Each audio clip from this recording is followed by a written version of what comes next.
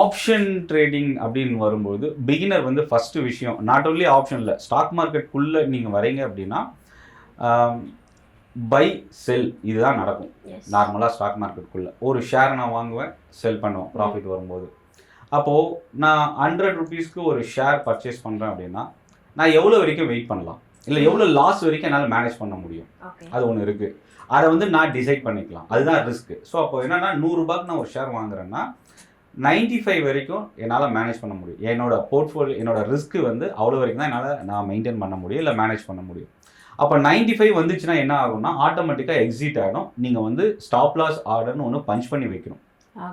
அதே மாதிரி 105 ரூபா போனால் நான் செல் பண்ணணும் ப்ராஃபிட்டில். ஸோ அப்போ இந்த ரிவார்டுன்னு சொன்னோம் பார்த்தீங்களா, நீங்கள் கேட்ட கேள்வியில் அந்த ரிவார்டுன்றது ப்ராஃபிட்டில் என்னோட டார்கெட் என்ன. ஸோ அப்போ 105 ரூபா போனால் நீங்கள் ஆட்டோமேட்டிக்காக செல் ஆகிற மாதிரி ஆர்டர் பஞ்ச் பண்ணிடலாம். ஸ்டாப் லாஸ் ஆர்டரும் நம்ம லாஸில் எவ்வளோ எக்ஸிட் ஆகணுன்றதையும் பஞ்ச் பண்ணிடலாம் ஒன்ஸ் நீங்கள் அதை பை பண்ணதுக்கப்புறம்.